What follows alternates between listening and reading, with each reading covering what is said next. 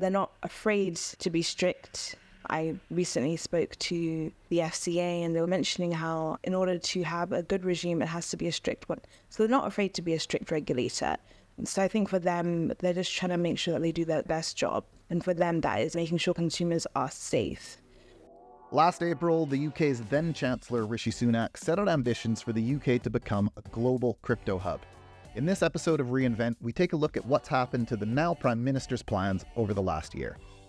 Joining me on this edition is Camomile Shumba, a seasoned journalist with a focus on the intersection of finance and technology, currently serving as the UK regulatory reporter for CoinDesk. She brings a wealth of knowledge and insights into the evolving landscape of crypto regulations in the UK. With her finger on the pulse of the latest developments, Camomile is uniquely positioned to provide an in-depth analysis of the UK's journey towards becoming a global crypto hub. Since this episode was recorded, we've seen the Winklevoss twins, owners of the Gemini crypto exchange, visit both the FCA and the Bank of England, lauding the forward-thinking engagement of the UK's regulators, as well as its tradition of thoughtful regulation. However, the debanking of legal crypto asset firms is an issue that's also once again been brought up in Parliament. So let's dive into this episode where Camomile shares her insider's perspective on what's lying under the surface. reInvent is brought to you by Millicent Labs, building the financial infrastructure of tomorrow, where the power of Web3 meets the simplicity of fiat. Learn more at millicent.io. Thanks so much for taking the time to join me today. A pleasure. Thanks for inviting me.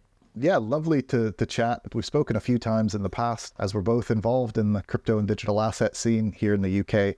Yeah. And you, more than most people, follow this very closely. But for those of our listeners who don't, can you tell us a little bit about how this all started? When did the UK decide that it wanted to be a global crypto hub? And what was that initial vision?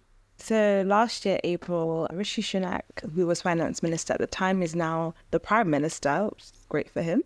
And John Glenn sort of set out the vision to make the UK a crypto hub. And they just said that they were going to bring out a whole lot of regulation to facilitate that.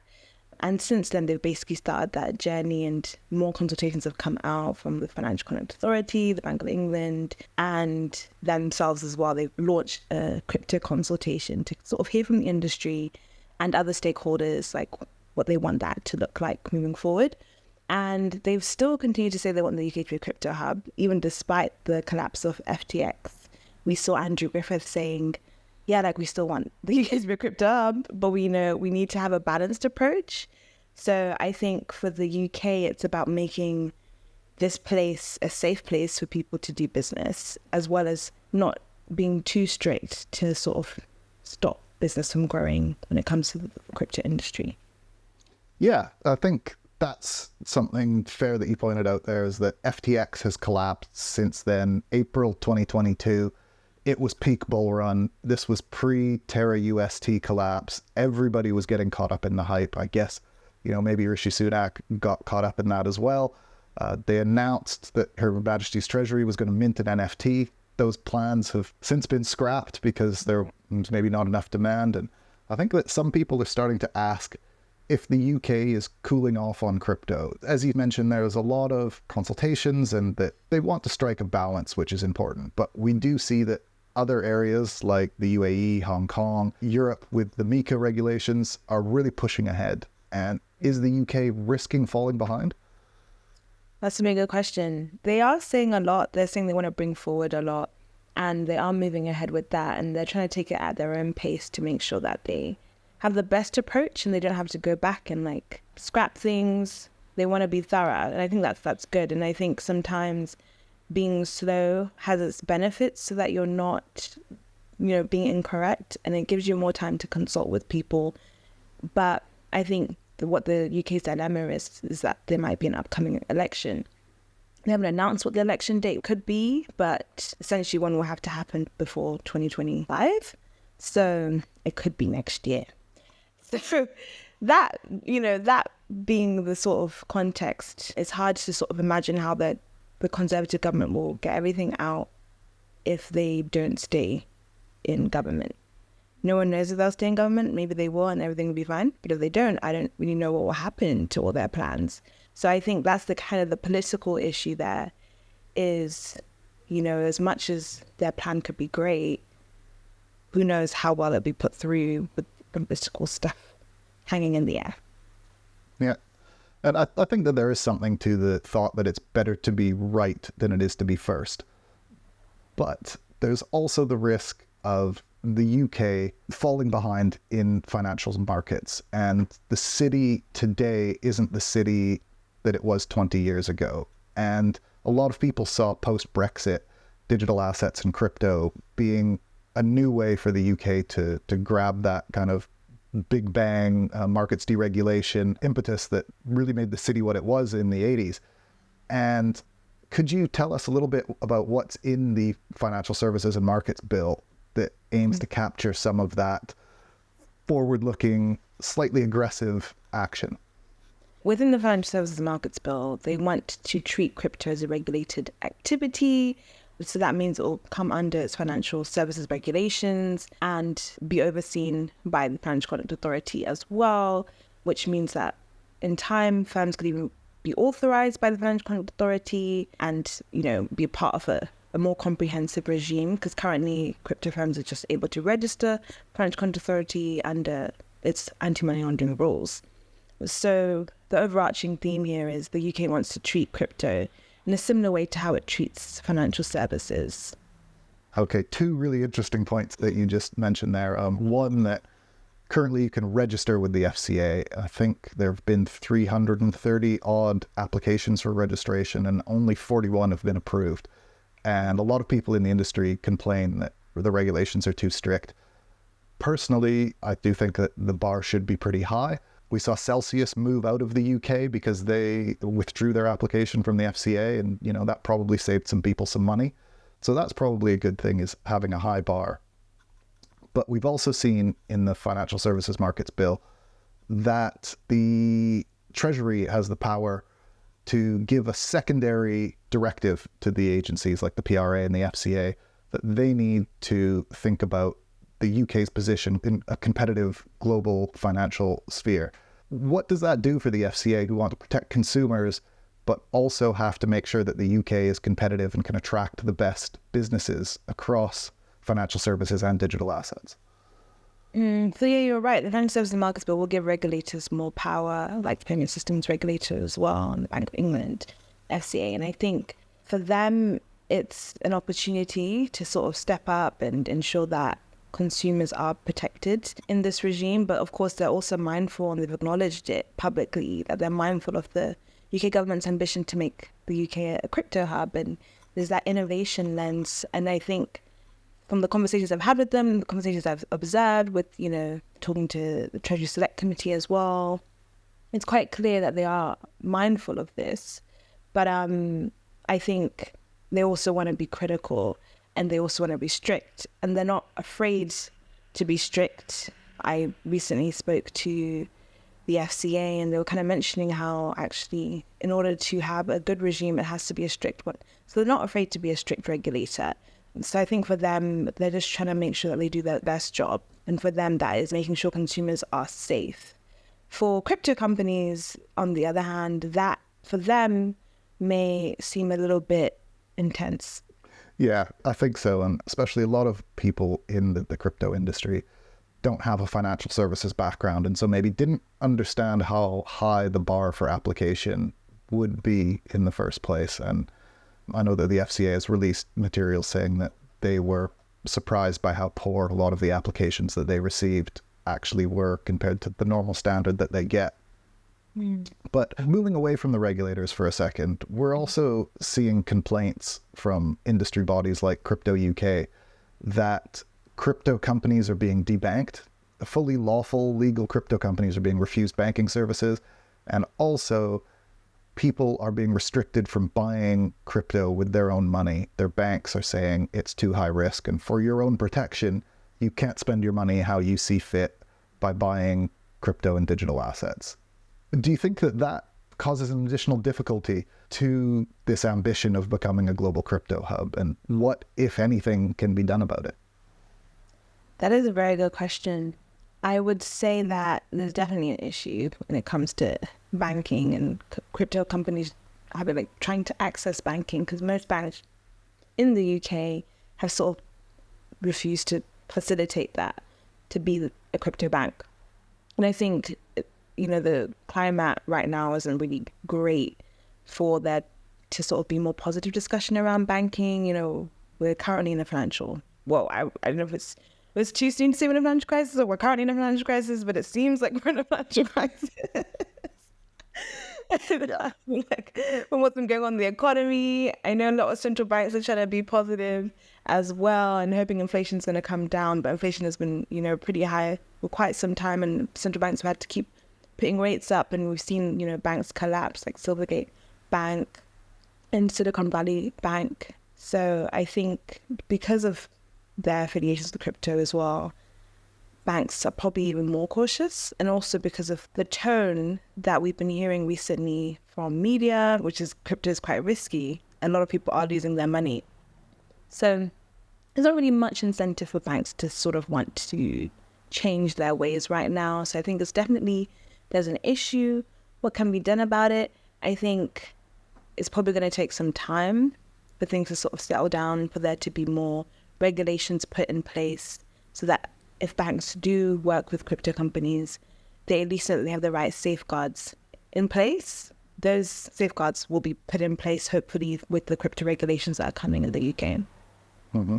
I think that it's probably fair to say that crypto has become a dirty word almost, and that most regulated companies prefer to use the term digital assets or digital currencies, etc., and are shying away from the word crypto. And we've seen from a government body here in the UK, the Treasury Committee, not the Treasury itself, but the members of Parliament who are tasked with making sure that the Treasury behaves, have come out and said that crypto should be regulated as gambling rather than as a financial service. And not having a unified voice when you are looking for founders to move to the UK and set up businesses, or even people in the UK to want to set up a digital asset business here rather than abroad, I think that that's probably quite difficult.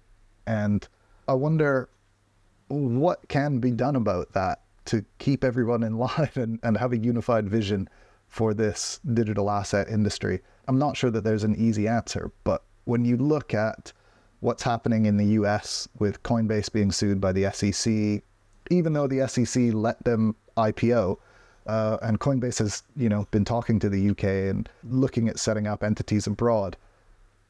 Do you think that even though we've got what I'll call a lack of unified voice in the UK, it's still an attractive place to set up a crypto or digital asset business?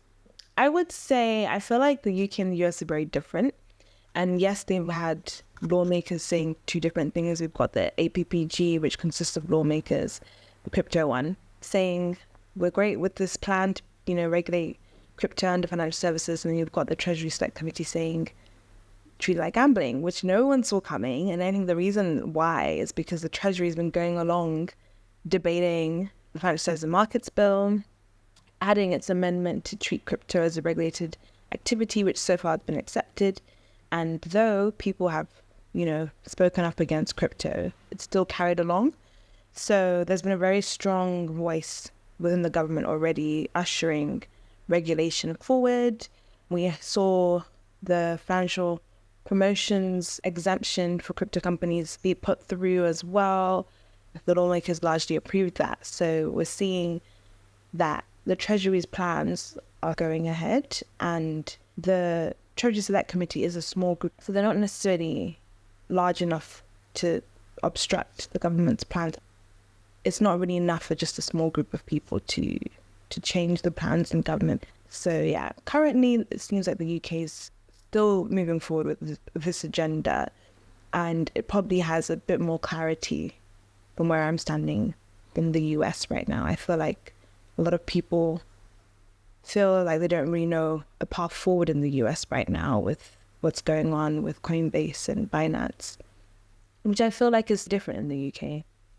Yeah, I think most places are a better place than the US in terms of where to start a crypto company at the moment. But I think that's a topic for another show maybe. But it would be nice if we could welcome some of these companies like Coinbase, who have tried to be regulated and have largely been doing the right thing, into the UK. Here in the UK, we've got Archax, for example, registered with the FCA, doing things the right way. And more of those companies would be great to see. But you brought up the APPG, which is the All-Parliamentary Party Group for Crypto and Digital Assets, I believe it's called. That's chaired by Dr. Lisa Cameron. They are members of Parliament and members of the House of Lords. They just came up with a recent report that they've been working on for a long time. Could you tell us some of the key recommendations that they made to the government? Yeah, sure. I'll do my best to take. I mean, I think there were about 59 or 60 of them. We don't need to go through all of them, but, 2 or 3. My brain is in the financial promotion stuff at the moment. But yeah, let me try and rewind back to Monday. Well, if you want to go, let's start with the FinProms then, because something quite kind of interesting there is that, in a way, the crypto shouldn't need permission from the FCA to do promotions because it's not regulated by the FCA. It's, you have to register, but you're not really regulated. So I guess, why did they come out with this exemption at all? It's nice to give some clarity, but it is a bit of an interesting situation. So the exemption came up as a result of the fact that people were quite afraid or felt that the promotions rules coming would basically act like a ban on crypto because it wouldn't enable companies to reach out to clients at all. So as a result, it would have meant that they would have not been able to operate. So a lot of people are lobbying, telling the government, look, we actually need to be able to approve our own ads. If we rely on other people, it's probably unlikely to happen. There may be a lot of legal costs. Convincing people to approve our ads may be difficult as well. So therefore, there may not actually be huge sort of supply of people that will actually approve these ads. So then the government announced, cool, we're going to do this exemption, which will enable crypto companies to actually approve their own ads in the interim, because currently you have to be an authorized firm to be able to approve your own ads.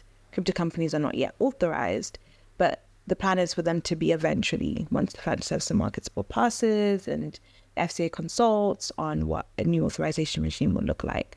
But until then, this exemption, which will be coming into place in October when the FinProm rules come for crypto, will essentially enable those crypto companies to approve their own ads in the meantime. So it is important, and it's actually a sign of the government listening, and it's a clear monitor of the crypto community's sort of capacity and ability to lobby the government and get things done, because that was something that they really asked for, and the government listened. Yeah, that's great. That's really promising to see. And I guess when you contrast that with the US, where people like Circle and Coinbase are saying, can you tell us what the rules are? And the SEC is saying, the rules are clear, even when the rules aren't that clear. Here in the UK, the industry said, hey, the rules aren't very clear. And the government said, you're right, and did something about it, which is pretty fantastic. Definitely a step in the right direction. And that's really good to see. Right. Let's rewind, I guess, all the way back in time to Monday and talk about the APPG report. They did ask for the government to create a specific role around crypto and digital assets, which I found quite interesting. Yes, they did. I can confirm that they did. The role is essentially just meant to help coordinate the different departments, because everyone's saying, we want to do crypto stuff, and everyone needs to do crypto stuff. Well, the Treasury is saying, you should also do crypto stuff. And everyone knows they need to do crypto stuff. But I think they're saying we want at least a role for about a year that can help facilitate this change to ensure that it happens. And I don't know, this is just me saying, it might also be that they want a bit of accountability to the government, because the government's been saying we're going to have specific crypto legislation put in place within a year. And people want that to happen as well because of the political stuff hanging that I mentioned. Yeah, definitely. So one quote that I like is people tend to overestimate how much progress you can make in 2 years and underestimate how much progress will be made in 10. So where do you think the UK will be next year, and where do you think the UK will be 10 years from now? Will the UK be a leading global crypto hub in 10 years' time? Will we have actually passed the regulation that we're looking to pass within a year's time? In a year's time, will we be a crypto hub versus in 10 years' time? What will be? Well, I think in a year's time, will we have at least passed robust regulation in line with MiCA, for example, within the next year? And I guess that will inform your view of where we'll be in 10 years' time, maybe. That is a good question. I think, well, the Financial Services and Markets Bill was meant to pass by spring. It's towards its final stages. So I think they're definitely going to be able to get that through. And the Financial Services and Markets Bill will give regulators the powers that they need to set those crypto rules, regardless of what happens moving forward. And I think that's a good thing because it gives an indication that these regulators are still going to be consulting. They're still going to be thinking, what does the sector need? So in a year's time, you're probably going to still see regulators consulting, trying to hear from the industry what they need, and working out how to strike that balance between, yes, getting innovation right and also being quite strict. In 10 years' time, it is really hard to think about what could happen in 10 years' time because so much has already happened within a year when it comes to the world, even with crypto. So I think what I can probably say confidently is I think we'll have a more mature sector in this country that's probably adapted a bit more to regulation, that kind of knows what to expect. I think you'll have people coming to the regulators, to the FCA, feeling a bit more like prepared and knowing what to expect. I think there would have been more of like a sense of some people have been through the process and they could offer that wisdom and guidance to those who are trying to come in. So I think you're going to have a lot of players coming in a lot more prepared to handle the regulator, and the regulator knowing a lot more about how best it wants to approach the industry and having more crypto-specific roles in different sectors and in different ways within their departments. Yeah, I think that's fair. Do you think that the lines will be blurred between what we would right now call traditional finance and DeFi or crypto? And do you think it will just all be the same thing, or will there still be two separate streams, and will we still have the Wild West of DeFi out there somewhere? To be honest, from where I'm sitting, I have the privilege of also covering some of the Chainlink news, which is interesting for me because I cover regulation, which is all this stuff sometimes going great and sometimes not really being clear and still progressing, and in terms of addressing the industry and its woes, plus mostly its woes. And then you have Chainlink, which is progressing in a very positive way in the sense that they're partnering with Swift and other banks and other institutions to enable them to test out using blockchain technology with the Swift messaging system, because Swift is an international messaging system. So when I was talking to Sergen, he was basically explaining to me that like that could enable a lot more adoption. And what's interesting is it's basically saying the financial institutions are going to come together with the crypto world through blockchain technology. So I think, unfortunately for some people, I think it's going to look like a mash of both. And it's going to be both leveraging one another to better the world's financial system. Because that's what it's meant to be about. Innovation is meant to be about taking things further, right? And helping us all grow together. And I think that's what's going to happen. It's not going to be one side is over there doing its thing and the other side is over there doing its thing. I think both sides are looking at each other and being like, you know what, actually it looks pretty good over there as well. There's something that I can learn from you. And they're trying to partner so that they can progress together, because I think that's needed. I think experience, time, learning from your environment, all of that stuff is important. And I think over time, both are going to continue to learn from each other and learn what each other has to offer. Yeah, I think that's really, really well said. And also thank you for making the point that Swift is a messaging system and doesn't move money, because I try to tell people that quite often. And they think that Swift moves money around the world. It doesn't, it moves messages. But what they're doing with Chainlink, which was recently announced, is really cool for a number of reasons. As you said, Chainlink isn't just an enterprise blockchain solution. They provide oracles to DeFi. They've got a token, and Swift working with them legitimizes all of those things, especially the other institutions that are working with Swift. It legitimizes, a project can have a token, and a project can work with DeFi and also work with the world's biggest financial players like Swift and Euroclear, etc.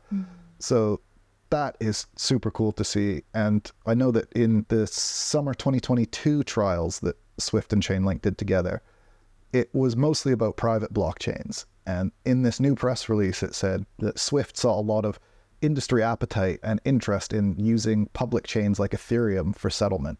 And I think that's really cool as well. And I'm not 100% sure why the traditional financial industry wants to do that. It's something that I'm really curious to learn the motivations behind. But it definitely seems like we're headed, in my view, for a kind of Web 2.5 world, where we take the best bits of crypto and DeFi and the best parts of traditional finance and hopefully find a happy medium that can serve everybody better. And I hope that we see a lot of movement in that direction starting here in the UK, and I think that we will. I think you raised a really good point, and I think from what I'm seeing and hearing, it sounds like a lot of banks want to improve the wholesale settlement side of things and to ensure that like their systems are more efficient is kind of what I'm seeing. So I feel like banks, they just feel like blockchain technology will help things to happen like a lot quicker. And on the sort of legal side, what's been really cool is like the Law Commission, they looked into this electronic trade document bill, the need for it, and put it forward.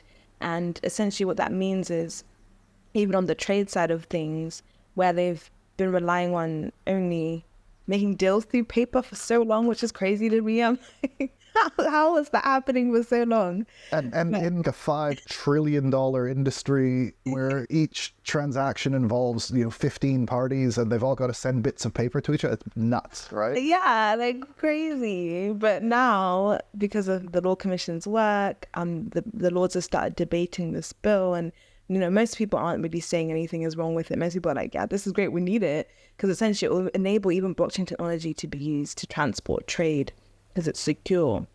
That's another benefit that the technology can offer.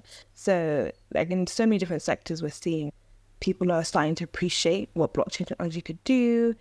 And it's exciting to see legislation actually be starting to be put in place that will enable that innovation to flourish.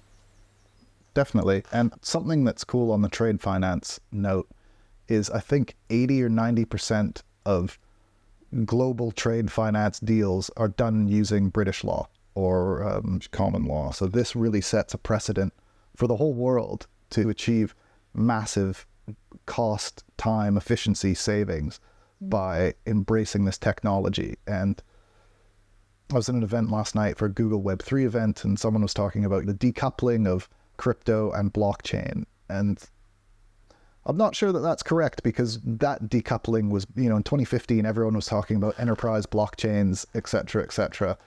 But now it seems that firms, people telling Swift, we want to settle on public Ethereum, or Siemens issuing a bond on Polygon, it seems like a recoupling of blockchain and crypto in a way, which I think is quite an interesting place to be. I'll let you end on that note. I wasn't really trying to wrap it up there, but I mean, I guess it sounds like maybe we'll cut it there. Is there anything else that you want to say while you're here? It's been great. It's been great chatting to you. Yeah, it's been really great speaking to you too. You're so knowledgeable about so many things, so it makes it easy. Wow. Thanks so much.